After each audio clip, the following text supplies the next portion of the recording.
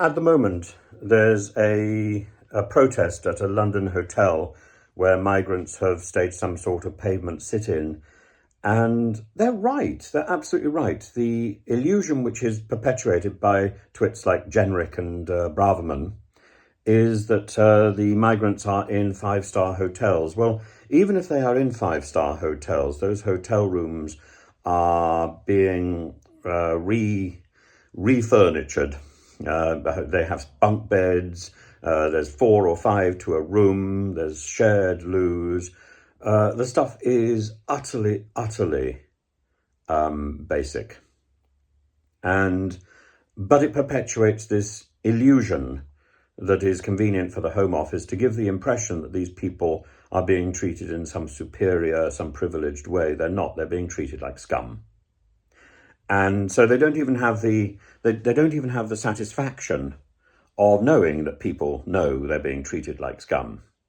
They're being met and told that they're commandeering five-star hotels, which is simply untrue.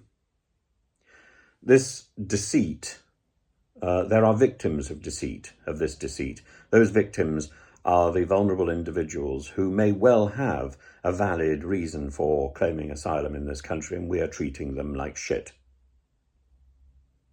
And it's wrong. And these people are absolutely right to be protesting. And in fact, I met some people yesterday who were telling me exactly about the same situation. And I'm appalled. I've been saying this for some time, but I don't often get into big cities, so I don't really get to hear of the reality. When you hear of the reality, you feel ashamed that, I feel ashamed that I belong to this country and that my government is responsible for this sort of contempt. I think it's wrong. I think it's politically wrong. I think it's morally repugnant.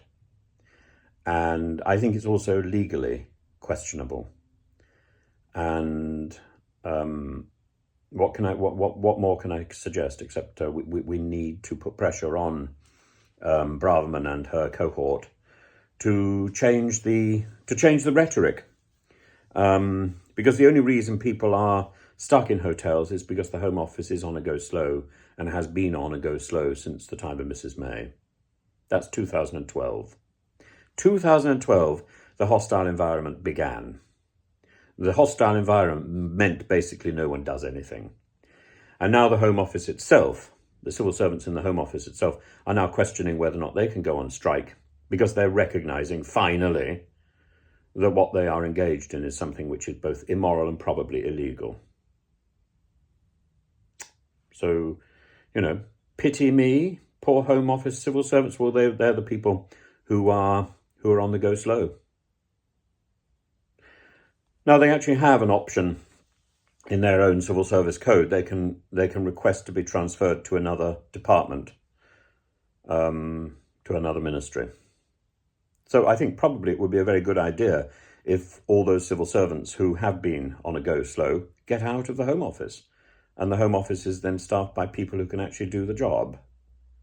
But at the same time, if there is a mandate from the top, we need to see it. If that mandate, if the reality of the hostile environment, if what the hostile environment actually means is that no one does any work, well, we need to see that paperwork. We need to see that directive.